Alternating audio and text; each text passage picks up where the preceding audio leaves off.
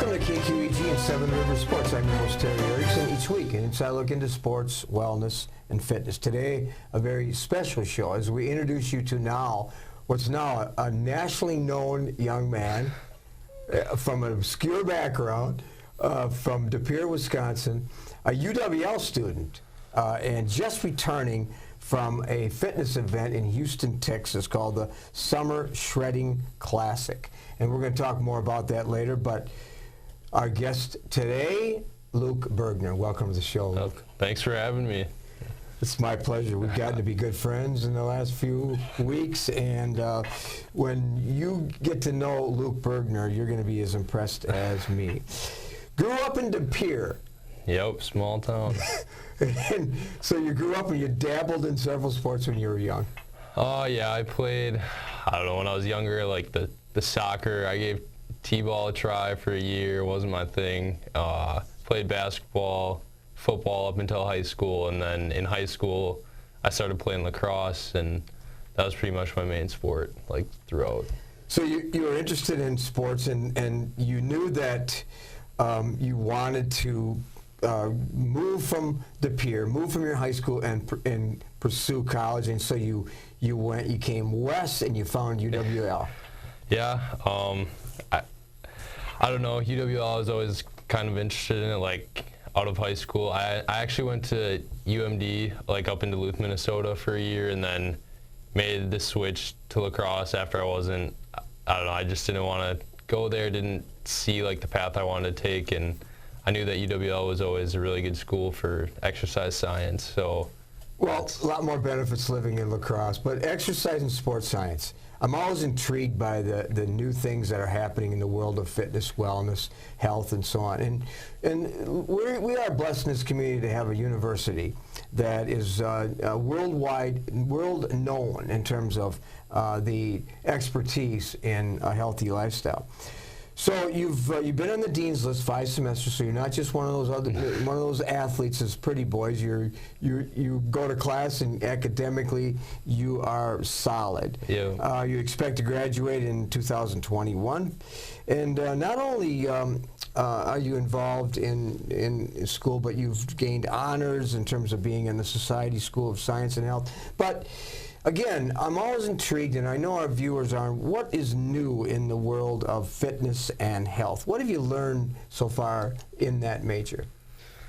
I'd say a lot of the stuff I've mainly learned is that there's a lot of, like, false information out there that people are spreading that, like, basically anybody can put anything on the internet. Like, I know social media and, like, Instagram are really taking over, like, the fitness. Like, people are moving more to online coaching rather than, like, in-person stuff, and I think that there's a lot of people that aren't truly educated in, like, the world of exercise science, but they're still trying to, they're pushing information out there, and I think that the public is not getting, like, the right idea of what fitness and, like, a healthy lifestyle really is. And I think that, like, by going to school actually for exercise science has helped me build up not only, like, my book knowledge and, like, just also help, like, make connections within it. And I think that, like, yeah, basically what I've learned is that fitness now is becoming very, very popular in the United States. But I think that if it continues to go in the direction that it is, that it could end up, like, almost like a negative stigma, I guess. But I think that a lot of people just need to, like, focus on getting the information. Well, and even though you're knowledgeable there, and in terms of, and I try to follow the same lifestyle, most Americans are sedentary, and and most people, unfortunately, do not adopt that particular lifestyle of fitness and health and wellness throughout their entire life. Strength and conditioning part of that. So, are there any new initiatives to try to get people to live that kind of life? Yeah, it's a lot of people say, like, they don't have time, I suppose, to, like, be active and healthier. Like, for me, they'll see the extreme. Like, I do work out, like, 5 to 6 days a week, but by no means is that, like, ideal for everybody, or, like, it doesn't fit in everybody's life. But I think that, like, people need to start making like smaller changes. For example, like walking places instead of driving. Like, well, I walked here. I pretty much walk everywhere I go. Like, that's within like a good amount of distance. Just take the extra time out of your day. Like, while exercising, you actually don't burn that many calories like weight training. Weight training is just like the stimulus, like get your muscles to grow. But you do like I said, like walking places, it's like called your non-exercise active thermogenesis, and that's actually where you burn like the majority of your calories throughout the day. So just making like conscious efforts to walk places or take the stairs instead of the elevator. Like if you're gonna go to the grocery store, maybe park in the back of the lot if it's a nice day. Like take those extra steps. Just like small things I think people should start implementing. Well, again, our guest today, Luke Bergner, we're going to talk about his recent fitness event, but before we get into that, you know, a lot of people call our society a garbage dump syndrome. I mean, we eat bad foods and then coupled with being sedentary and so on. And so nutrition, a big part of exercise and sports science. Are we eating the wrong foods? Yeah, I think that a lot of people are consuming the wrong foods. They think that eating healthy is like really hard or super difficult. And I think, like, again, that kind of goes back to like the false information out there. Like, you don't have to eat like organic or like solely plant-based, but if you eat like, if you go to the grocery store and you really look at it, like fresh vegetables, fresh fruits are like way cheaper than like microwave meals and stuff like that. So easy, just like by educating yourself, you become so like more inclined to like make those choices and stuff. And I think that yeah, like by people eating like more vegetables and fruits, they'll become more healthy. But I also think it kind of goes back on like fast food and stuff in America. In other if you go to other countries, like places aren't open 24/7. I think that in America, how we have like access to fast food and grocery stores like 24/7, like that's not a thing overseas. So I think a lot of people just eat because they can, not because they're like hungry. What do your instructors tell you about the future of this society in terms of wellness? I think that like a lot of processed food and stuff are like packed with chemicals that like secrete our hormones that like make food like really tasty and stuff. And I think that the processed foods and stuff are only going to become more tasty as those evolve. And I think people will start like over consuming those things, and like those foods like fruits and vegetables could end up like taking a back seat due to like the temptation of like all of those foods that are going to be like modified and stuff. But so I think it's going to become a lot tougher for people to eat healthy, but if they don't actually make the choice. Are we spending enough time educating young people about the benefits of a healthy lifestyle? I guess it kind of maybe not educating them, like it's not in school, I suppose, and that's where they do most of their learning. But I think that a lot of kids like learn from their parents' habits, and I think that some parents now are still like, a lot of people are trying to switch to like healthy options or like healthier eating, but they don't know exactly how or like what is real and stuff out there. So I think that maybe like not like targeting kids is a good idea, but I also think like it has to like, it goes back like into the whole household, I suppose. It sure does. And so, but if you talked at all about in your classes about spiritual wellness and, you know, taking time for reflection and so on, which we're going to talk about, by the way, when we get into the details of your recent journey. I think it has become more of a like important thing in school. I know like they like people talk a lot more about mental health than they used to, and that is like a really big thing, especially like in fitness. People get like negative body images or like body dysmorphia, and they focus like too much on themselves, and they're really like hard on themselves, and they quit because they're not seeing improvements right away, when people really just need to like look at like the longevity of stuff and like maybe just give themselves a mental break every now and then. Did you struggle with your own body when you were young? Yeah, when I was growing up, I was always kind of like a heavier kid, and then my sophomore year of high school, I was 254 pounds. Or that was like the last time I stepped on the scale that year, and that was like, I was like looking in the mirror, I was like, I'm not really happy with myself. Like, I kind of just want to make the change. Just started like trying to implement like healthier habits, and people always like look back and they're like, oh, we don't even remember you like being like that or anything. But like in my head, like that's kind of where like this whole thing started. So part of the journey that we're going to talk about is the fact that you didn't like yourself, like a lot of people don't, and you wanted to make some absolutely dramatic change. You did that by coming to UW-La. You did that by enrolling into the exercise and sports science.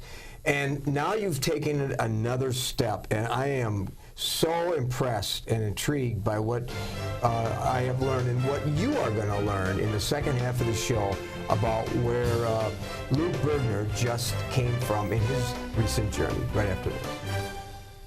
With our busy lives, it's a comfort to know that we can still remember loved ones in a traditional way with a monument. Lewiston Monuments in Lewiston, Minnesota has been helping families purchase a monument for over 4 generations. You'll find a large selection of beautiful granite, marble, and bronze monuments, all at competitive prices. And they're a full-service company, so they also do straightening, cleaning, and repair of monuments. Stop in or call for a no-obligation consultation, or visit lewistonmonument.com for more information. At Schneider Heating and Air Conditioning, we have assembled a championship team who listens to what your needs are. We install carrier comfort systems that improve the comfort, efficiency, and the air quality of your home and workplace. We serve you with highly trained technicians who are prompt, friendly, and honest. For Gold Star treatment, turn to the experts, Carrier and Schneider Heating and Air Conditioning. Schneider Heating and Air Conditioning, your comfort is our business. Welcome back to Seven Rivers Sports. Our guest today, Luke Bergner, one of a close friend and a guy that I'm incredibly impressed with, just returning from Houston, Texas, in an event called the Summer Shredding Classic. And the biggest in the state of Texas, and the categories we'll talk about, but it's really fitness, wellness, body physique, and so on. So almost 6 months ago, you decided to embark on this journey. Why? A lot of people I watch on YouTube, I guess they always compete in it, and I don't know, I had been working out for the last like 3.5, 4 years, and I was like, well, they do it, well, why can't I do it? And I don't know, I texted my mom and I was like, Mom, I'm going to sign up for this show. It comes out tomorrow, and that was it. But this is what's intriguing is what happened during this journey. From beginning to end, you start to develop and go down the road least traveled, and then and it changes your entire life, changes your diet. I mean, everything about your typical life for 6 months changed. Yeah. Starting with your diet. Mm-hmm.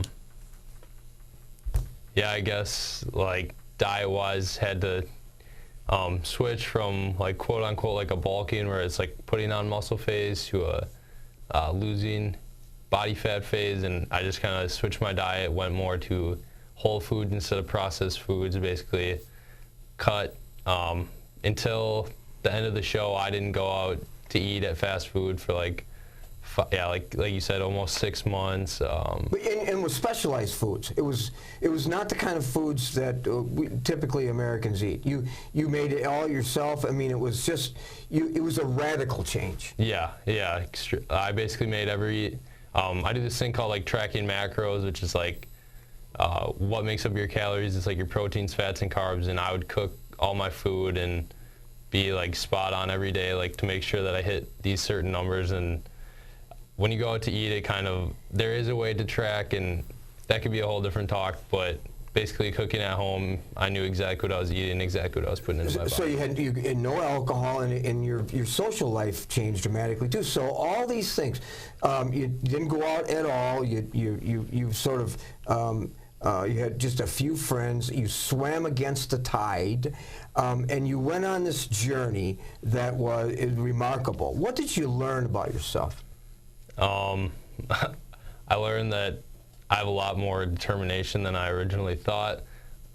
Like, it is super hard. Like you said, I didn't go out, and I kind of kept my circle of friends like small. Like, I used to have like a pretty big circle, but then as like the diet went on and people were like less understanding and stuff, it kind of came out to who was like truly there. And I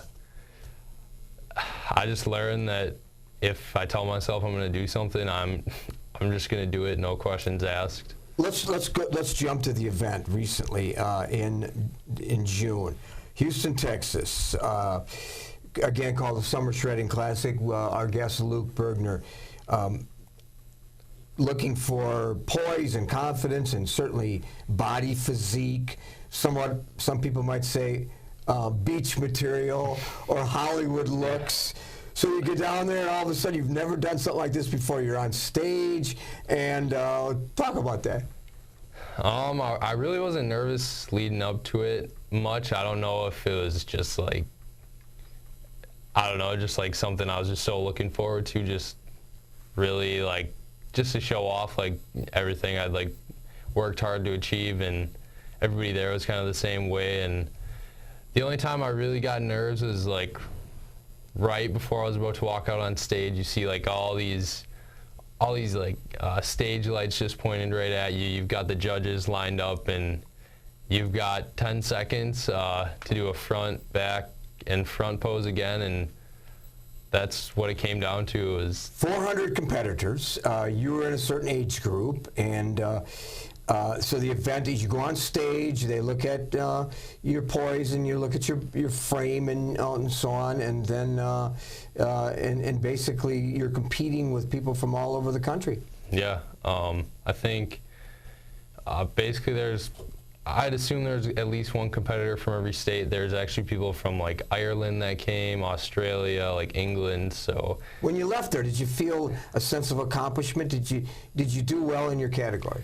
Oh yeah, I went there with well, when I was dieting, I was like looking at the mentality that I wanted to win. But as the event came closer, I started to realize that it wasn't necessarily a competition. It was more of a show, and I just went out there and I put on my best show, I guess. So you know, you in times that you and I have met, you talked about your peaks and valleys, and as an elite, as a father of an elite runner, I know the peaks and valleys mentally and how people struggle sometimes, and with self-doubt and so on. You struggled a little bit too.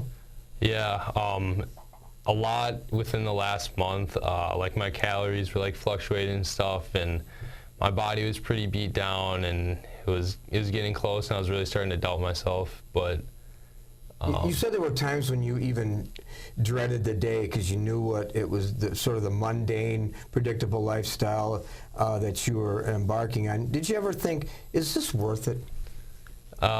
Yeah, it came about the end of spring break, so we have like spring break in March or whatever, and I had been dieting before that, and that week I went and I enjoyed myself, and I was hanging out with my friends again down there and just kind of doing everything I used to do. And I came back and I was like, all right, we got 3.5, 4 months to the show. Like, am I ready to really like buckle down and cut all this out, like just for that 10 seconds on the stage? It was a chance to showcase your dedication to fine-tuning your body, your healthy looks, and so on.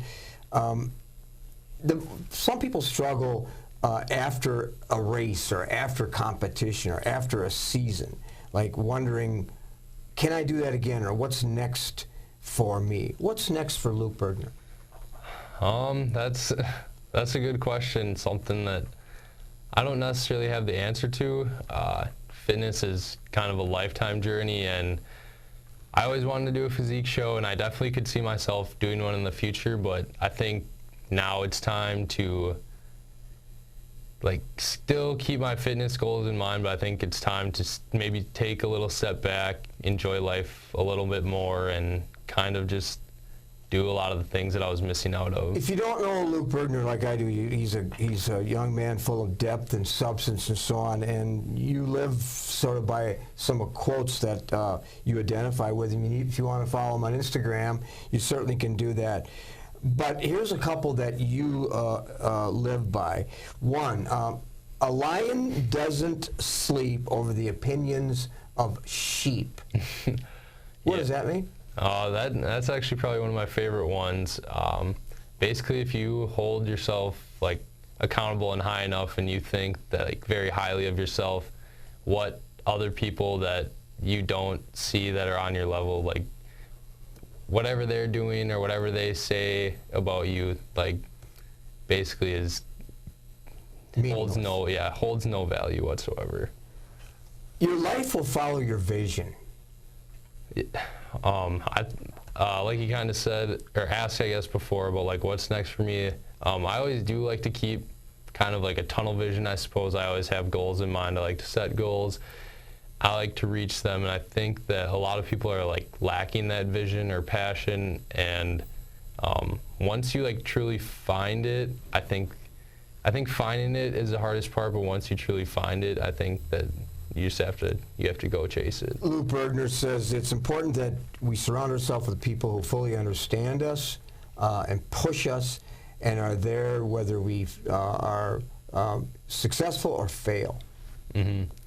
I kind of talked about it a little bit, how like my circle got a lot smaller within like the depths of dieting, or once it got deeper. I really learned who a lot of my true friends were, and like maybe even people I outgrew, and also made connections like at the show of people that I would really like to keep close, as they're like-minded people, and they're like pushing me like every day. Like we talk, some of the guys that I met, we talk every day since, and it's just like nice to have that group of people that all want similar things and push each other. Do you want to be remembered as someone who went the extra mile and was admired by all, or do you want to fade into oblivion without a trace of who you really were? That describe you?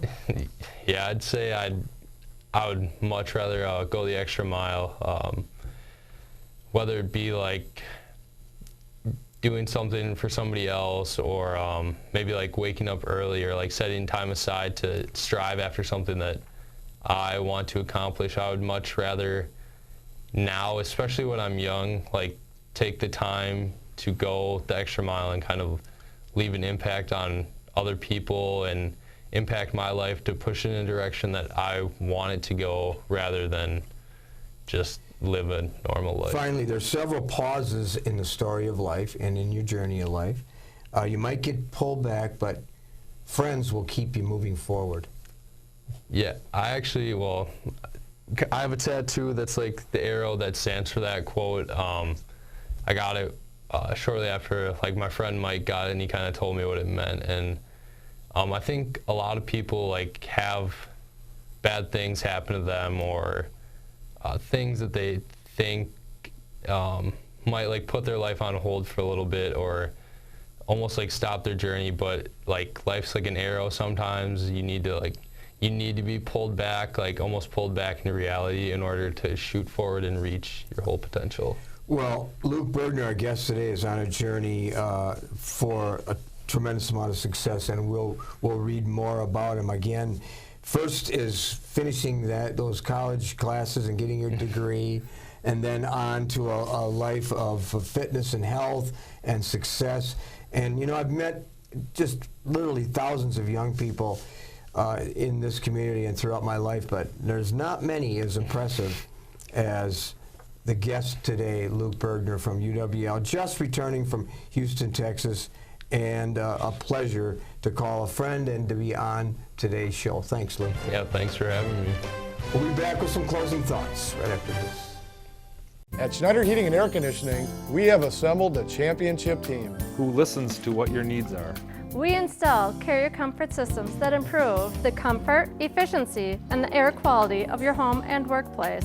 We serve you with highly trained technicians who are prompt, friendly, and honest. For Gold Star treatment, turn to the experts, Carrier and Schneider Heating and Air Conditioning. Schneider Heating and Air Conditioning, Your comfort is our business. When you're faced with the decision of selecting a monument to honor someone dear to you, call Lewiston Monuments for a no-obligation consultation. Lewiston Monument is a full-service monument company serving families in Iowa, Minnesota, and Wisconsin for over 4 generations.